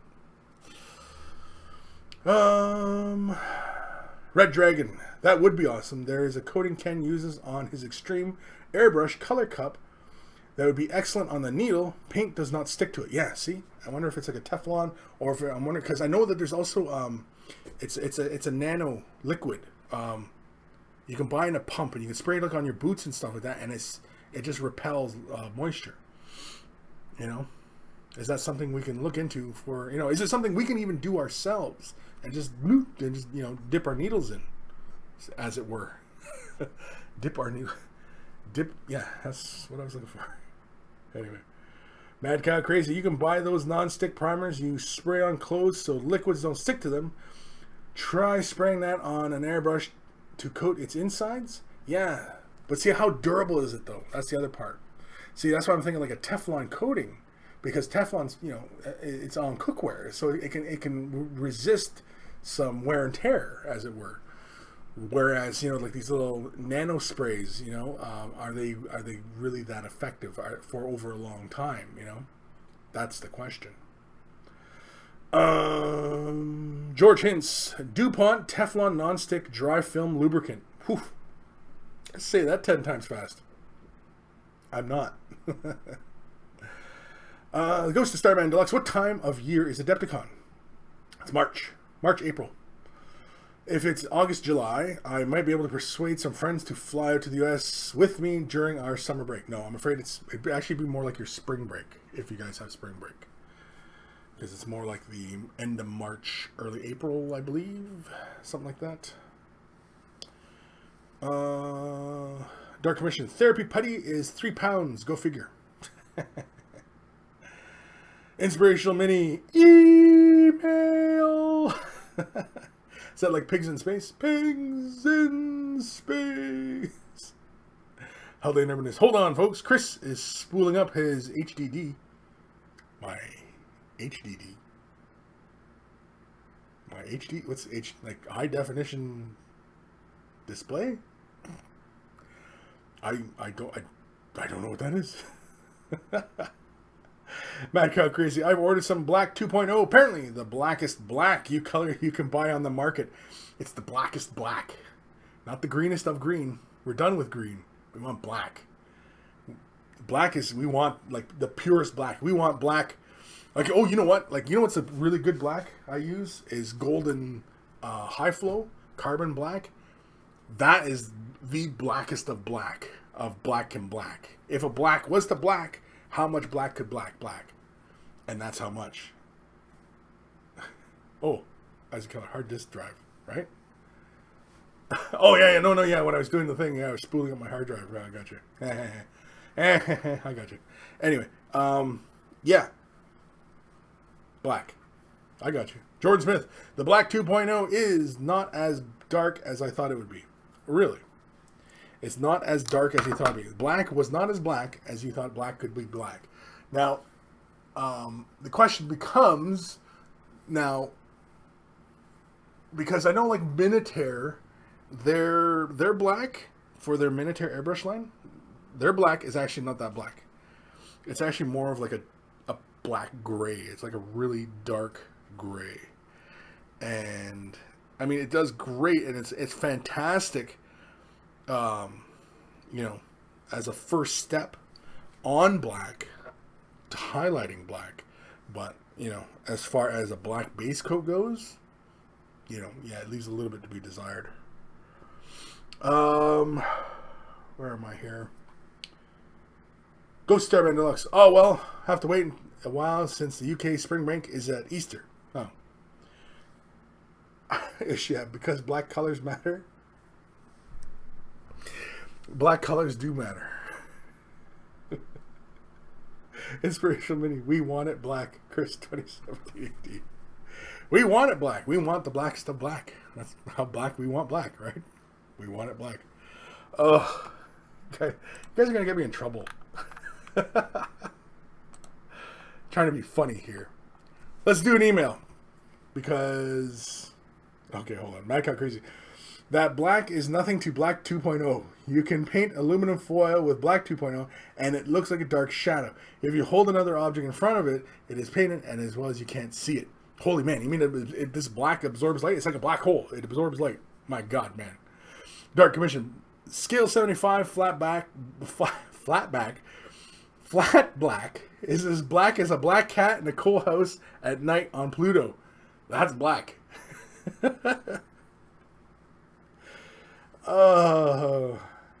Issue isn't black as a Stone song? No, it's Painted Black. Yeah, it's Painted Black. Painted Black is the Stone song. And I knows me some Stones. Yeah. No. Isaac Keller, thanks again, Kris. Much. I'm going to be silent for a bit now, but thank you for a great show. Awesome how you're helping out everyone. I try, and then I get really sidetracked by these silly ass comments. Oh man, let's do an email. Headphones, or turn your speakers down, one of the two, or up, whichever it is. But here it comes. Email time. Email time. And of course, we always thank Guymere Ulfer, aka Carl, aka Beer and Blood Bowl. It's a YouTube channel. Check him out if you like your Blood Bowl. If you likes you some Blood Bowl. This is an email from Lars. Kleppa? Oh, I'm just gonna say Lars. Hi, Kris. My name is Lars. I have had Forge World's miniature of Primarch Logar sitting on my paint station for a while, and I am struggling with his skin. I have been reading the Horus Heresy novels where he is described as having golden skin. So I was wondering if you possibly had any tips or color combination to get a golden skin effect on him. I don't expect a video as this is such a specific request, but just a few color tips. I have the Games Workshop paint range and a good number from scale 75 at my disposal. So if you have any tips based on those, that would be great. Thanks a lot for the work you do. So Logar. He's described as having golden skin. Now, do they mean specifically it is actually luminous like gold? Or is his skin more like a golden color? Like when they describe a suntan and you're like you're not quite all the way to a brown, you're not really light, it's between the two, it's a golden kind of color. It's like when something's cooked to golden brown, like when turkey is cooked to golden brown, right? Is that the kind of golden they're speaking about? Really that's the question. Or does he have gold skin? Does he actually have a golden skin? I don't know. I can only assume that he is actually more of a brown color and not actual metal gold. If it was metal gold and we're going to do this for his skin and we've got the scale 75 colors, I probably would use Viking gold. Viking gold. Yeah. As the base, I would use Viking gold and add. You could use Citrine Alchemy, but it's just going to add so much pale color to it. But Viking gold, it might be kind of hard to see here, but it's got a very warm quality to it. And when you lay it onto the palette, it's a really nice golden color. It's like deeper than if you're used to Citadel colors, Guiana gold. but not quite like Balthazar Gold. It's actually after Balthazar Gold, but before Gana Gold. It's in that range. It's a really nice color. If that's the color you want to go with, if his skin is golden, yeah, I would go with that Viking Gold. And then highlight probably with, what is it, Elven Gold? Yeah, just a little bit of Elven Gold, just to bring the highlights up. Use a bit of either like Reikland Flesh Shade, Agrax Earth Shade, either one, to provide the shadows and the recesses and stuff like that. I would use the gloss variety, not the matte variety, because you don't want to kill that luster. Because if you want to go for that golden look, stick with the glosses so that the metal stays nice and shiny. Yeah, but I think he is more of a brown color. His skin is a brown, and they're just describing him as he's not like really pale skin, and he's not dark skinned. He's that in between, right? We nowadays often people refer to it as mocha. People have that really not quite dark complexion, but but they're not white. But they're getting dark enough, and people refer to it as mocha these days. They don't really refer to it as a golden kind of color, and I think they used to being kind of referred to as a golden color because their skin's brown, but not dark brown, right? Anyway. Ghost of Starman Deluxe. Thank God someone actually painting Logar with lore accuracy. Sure, yeah, exactly. Yeah, it's paint it black. Yeah, it's painted black, man. Come on, stones. Old cats like us, we gotta know the stones, man. You gotta know that stuff. You gotta know when to hold them. Know when to fold them. Been playing a lot of poker lately. Just to kind of sidetrack here. Yeah, I've been playing a lot of poker lately. It's been a lot of fun. I think I'm getting ready now, where I can start to take this, outside my little circle and start, playing against other people. Because the next part of the game that I want to work on is really kind of reading people. That's the next part of the game, is reading people. I wouldn't mind getting into the casino and actually kind of playing for money kind of stuff. And yeah. You never know. You might see me on Poker Stars. You never know. That'd be funny, right? See old Kris on Poker Stars.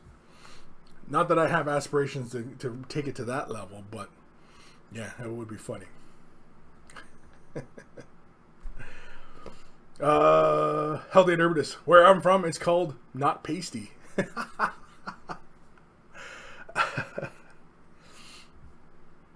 Yeah.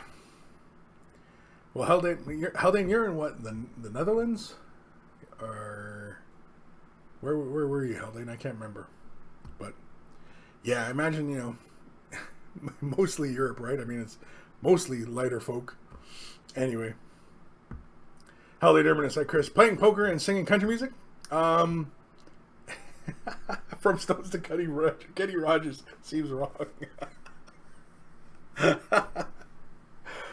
Yeah, it does, doesn't it? It does.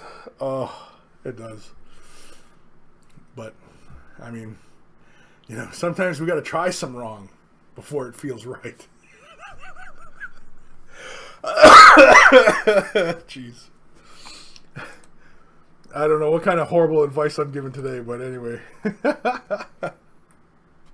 Let's do another email. Yeah, headphones, speakers, turn them down. Email time. It's email time. Middle of the Mediterranean. Haldane? Oh, is it? Haldane, are you in Malta? Are you the fella in Malta? Anyway. This is from C.W. Kreiner. What happens when you assemble the minis correctly? What happens when you can't assemble? See, I need to learn to read again. When you can't assemble the minis correctly. And I clicked the wrong damn window. But see, I don't know the minis well enough to say that this is incorrect. I mean, this looks ghostly, spooky stuff, words. Yeah, they don't have the same kind of flow, but I mean, I don't know if they're incorrect. I mean, they look kind of cool to me, but what do I know? I don't know. I think CW. I think you might be being a little too critical of yourself. I honestly don't see anything wrong with these. It's ghosts flying all over the place, being crazy. You know. Yeah. As far as assembling the models incorrectly, I don't see it. There was nothing wrong there. The paint job on them looked fine. I think with your colors though, with the way you had like your purple here. Let's go back to this example. Yeah, let's go back to this example here. With these guys here. Now, okay, I see what you did the blue first and then shade washed them with the purple. Very good. I think next time, thin the shade wash purple down a bit and apply it and concentrate towards the ends of the little tendrils of the little ghostly dudes, right? Get a little bit of the face, capture some of those details, but apply a very thin shade wash. But finish your brush strokes out towards the ends of the tendrils. Capture these little details if you want. Then once that dries, then thin it out again and apply a second layer, but not quite as far. And you'll get a little bit more of a gradient. That way, you can just hit the faces with just like a light little dry brush of a light blue. Catch just like the little fingers of their hands and stuff with just a little bit of a light blue. Just a light little dry brush. Nothing heavy. Just enough to just capture some of those edges and details and stuff and really kind of bring those faces out. And I think that might capture the look you're after, especially with this kind of blue-purple, ghostly look you're going for there. But otherwise, I didn't see anything wrong with them. I thought they were just fine. They're ghosts flying all over the place. I mean, Beetlejuice. Said it 3 times. Didn't show up.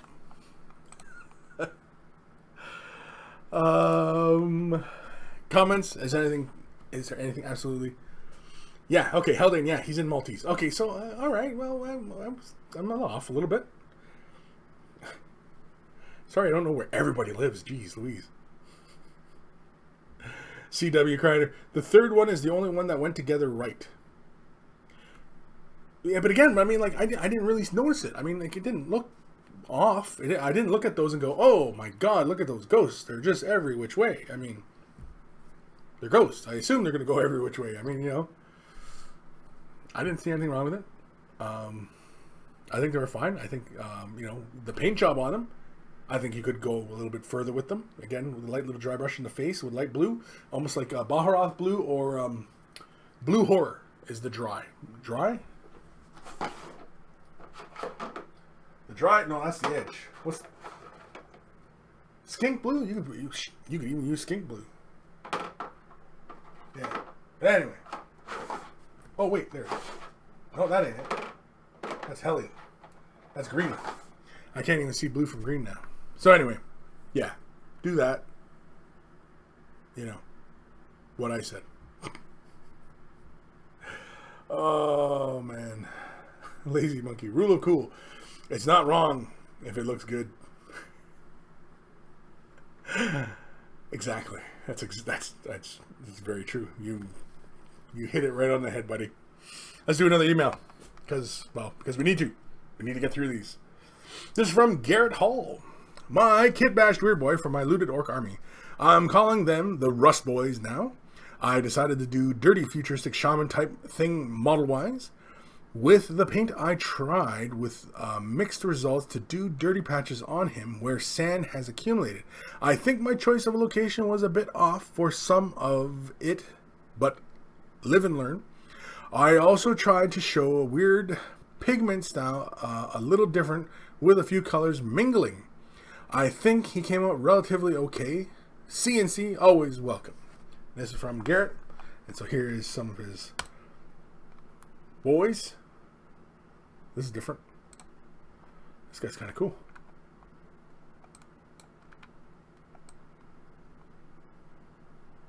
What is that head? I don't know what the head is. Now, is that mud like on the model, or is that just mist spaces? Kind of hard to say.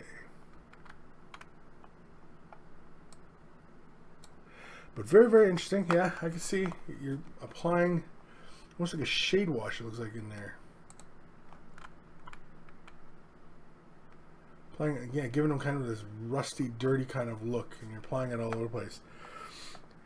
I think going for the rustier kind of look, I think you could go with more oranges. More oranges.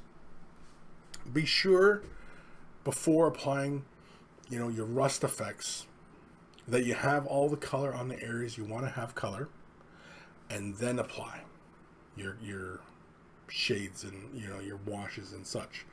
I think something with a little bit more orange tinge would work to really kind of convey that sense of rusting, especially because you have so many reds on there as well. And, you know, the darker browns just end up looking like shadows at that point, right? And you want to convey this more dirtier, kind of dingier kind of look. And I think, you know, you might need to lay those base colors down, and you might have to provide a bit of shading and highlighting, and then do a bit of weathering.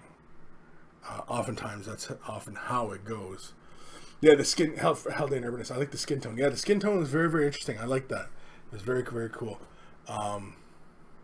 But yeah, I think what you might need to provide first before going for an overall effect like that on top of the model is to do a bit of the shading and highlighting, just to pick out some of those edges, kind of create some definition, so that when you apply the weathering, we get more of a sense of what that is, you know, rather than feeling more, because when you do it from just the base coat and you start slapping those kind of washes on, it makes the model kind of look unfinished. And that's not really the look you're after, right? You're looking for more of a muddier kind of look. And so if you bring the model up to a bit more of a bit of shading and a bit of highlighting, and then kind of go for those kind of, you know, weathering kind of effects, might be a little bit more convincing to the eye. But thank you, Garrett, for sending that in. That's awesome stuff. And of course, you know, send me another email updating on how your efforts go. And what time are we at here? Holy crap, we only got 13 minutes left of the show. 13 minutes left of the show. Oh my god. Where are we? Ruri McKenzie. Remembered. I remembered. Howdy monkeys and Lord Monkey. Good, I remembered. Ruri. Because it's fun to say. Ruri. It's just like Haldane. Haldane Urban is Haldane. Because you always want to say Haldane like Haldane. With like a deeper voice. You want to say like Haldane. Oh man, I'm choking on my words here now. Haldane. You know. Is it finished? I'm not sure. It looks like the highlights are missing and there's some minor corrections needed. Yeah. That's what I'm saying. Like when going for weathering, you know, only because especially with the small scale like that, where you have like these little boots, the pants and stuff like that, versus if it was like tank armor, where you just had the single color on and you wanted to provide the weathering, it would become more apparent.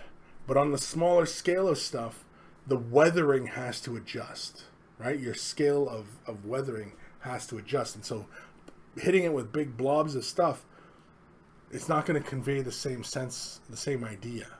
You know, you got to bring that idea back down a little bit, right? That's why it's often called scale modeling, because it's the scale. If something looks gigantic and it looks a certain way here, and you bring it down to the smaller surface, you're scaling what you're visually seeing. And so on a larger panel surface, and there was like mud streaks and stuff like that, you know, I mean, if you only had a couple mud streaks on, you wouldn't just have the whole thing covered in mud, because it'd just be a big mess, right? What's the point?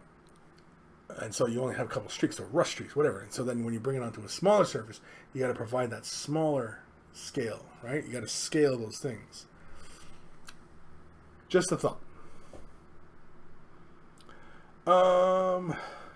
Clayton Tate, episode 175. Ruri remembered. Ruri remembered. Ruri remembered. Ruri brewery. Ruri brewery. Oh man, Ruri.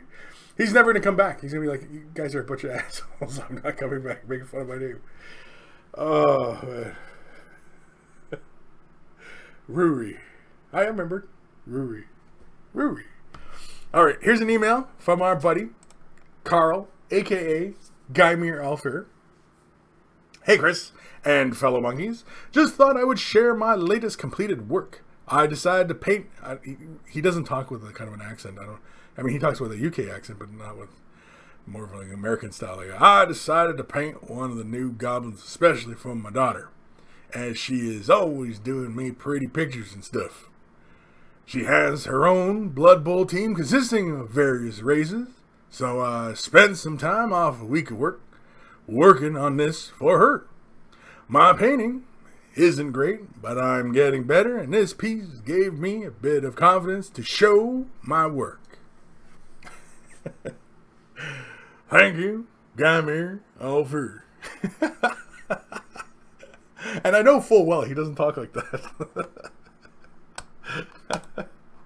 So anyway, here is his goblins for Blood Bowl, because Guymere is all about Blood Bowl, and if you need your Blood Bowl fix, head over to Beer and Blood Bowl, because that's where he's playing with these guys. Anyway, I like the color. Looks nice and neat. Color where it should be. Like the leather of the brown. Blue looks good. Oh, we're going to get the full 360 experience here. Like the silver. I guess with goblins, I mean, like, you could do it like, you know, clean metal, but you could also do it like, you know, aged metal, rusty metal, broken metal, what have you, right? I like the skin tone. I like that on the nose. I like that. His nose. I like that. Looks good. Highlighting looks great.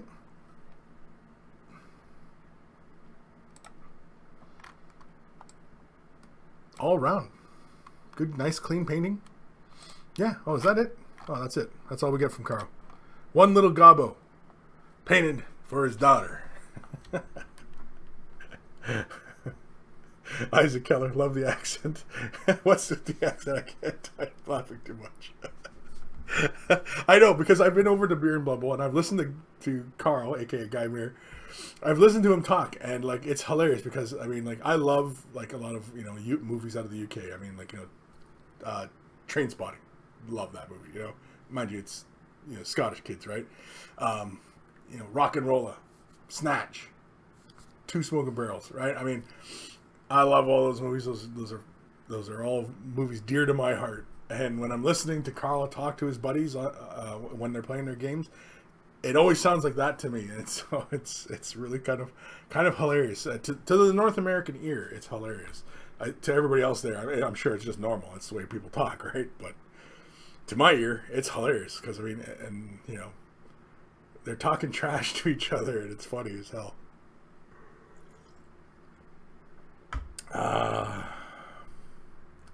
Ruri. One does not simply offend into Mordor. Offend into Mordor? One does not simply offend into Mordor? I didn't offend into... Why? What did I do? What did I do now? What? For God's sakes, what did I do now?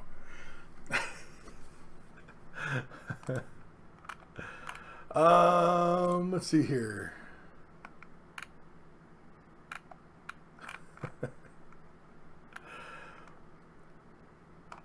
Where am I? Where am I? I am lost. Oh, here we go. Okay.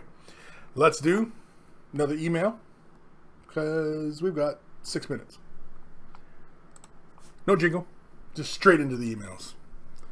We're over halfway through my emails. Well, I got a couple of new ones today, but the ones I was sitting on. Anyway, this is from Jacob. We'll just say Jacob. Hi, Chris. Why is Steve in this week's Sit and Talk showing what he looks like to be a glory hole between your two office spaces and calling it the communication hole? LOL, can you confirm that is only used for communication of the oral variety and nothing more? Sorry for pointing this out. Just could not stop laughing when I saw this and you asked Steve why he installed a glory hole between your office spaces Would love to see his reaction. Thanks for the tips last week. Regards. Oh man, yeah. Okay, so over here, let me see if I get this camera angle right. Okay, that door. There's a door there behind that shelf. Now that doesn't seem like that looks like it goes against fire codes, but don't worry.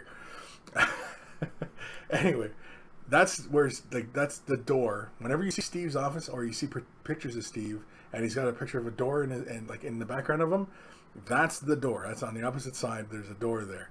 And there's no doorknob. That's why I can fit this shelf there, right? But there's no doorknob in the door. And for the longest time, that door has been like that. Some of you monkeys from, fans of mini wargaming from way back in the day, remember a couple videos where, because like the office I'm in used to be Dave's office. And do you remember the one video where Matt was trying to get a nap and he was sleeping like under the desk?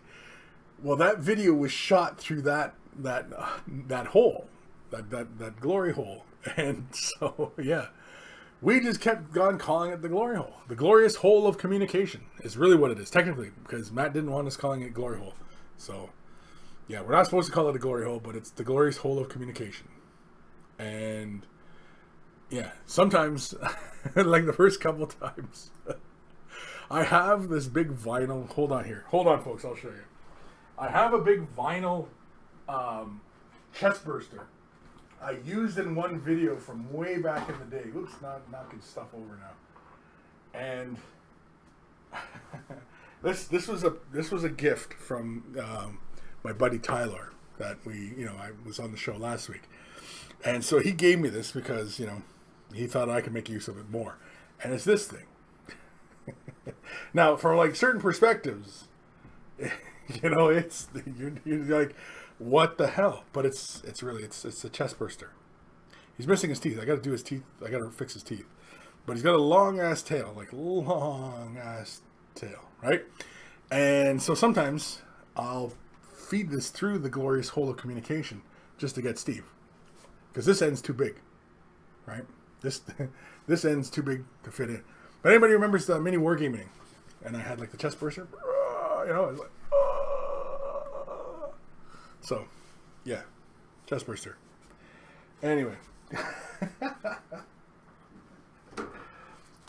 that's that story. But yeah, I'll have to get Steve's reaction to that, because yeah, that's kind of funny.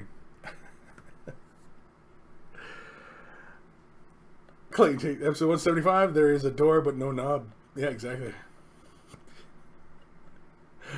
Yeah, so yeah, it's just one of those silly things, and yeah, it was probably a slip of the tongue because Matt doesn't want us calling it that, but we call it that anyway, and so yeah.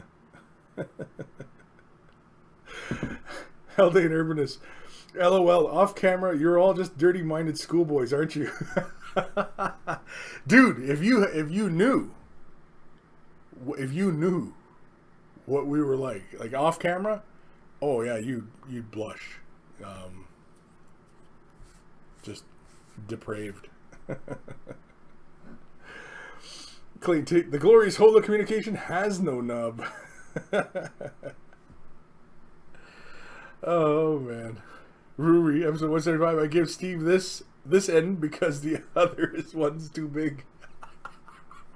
I give him this end because the other's too big. Yep, that's it. Oh man. I don't think we can go any lower than that. That was Clayton. Kris likes the chest burst Steve through the not glory hole. It's not a glory hole. Don't call it a glory hole. It's not a glory hole. It's a communication. It's a hole to communication.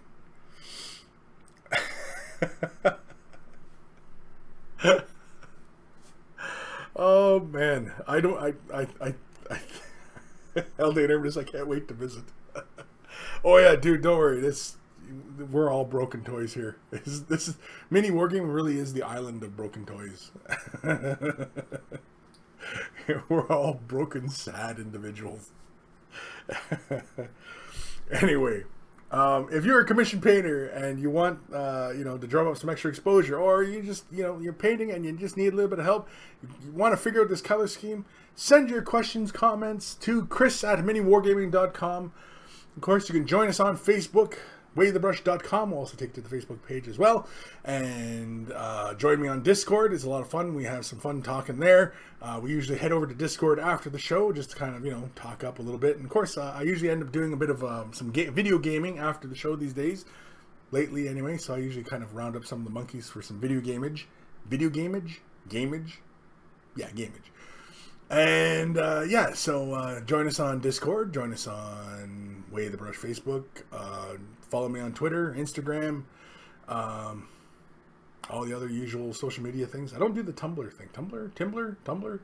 No, not Tinder. Oh, jeez. No, not Tinder. Jeez Louise. No, I'm a married man, for God's sakes. So, yeah. Way the Brush t-shirts. That's the other one. T-shirts. I'm not wearing a Way the Brush t-shirt today. I'm wearing my favorite consume shirts. The Monopoly man. Monopoly. It's my favorite. And so, yeah.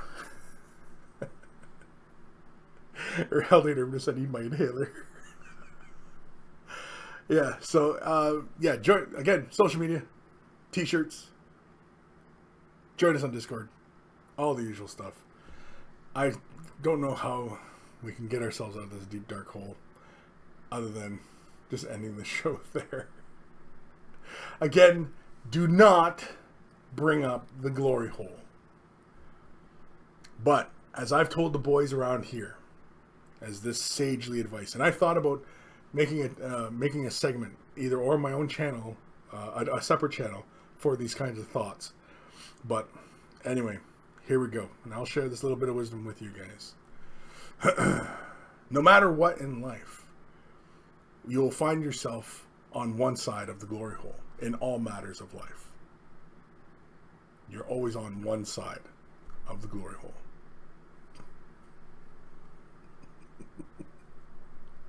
That's some deep, dark, sagely type advice for y'all. So yeah, no matter what in life, you're always on one side of the glory hole. There should be a little TM at the end of that for trademarks. But anyway, I can't go any lower than that. I will see you guys later. Oh man, I'm getting the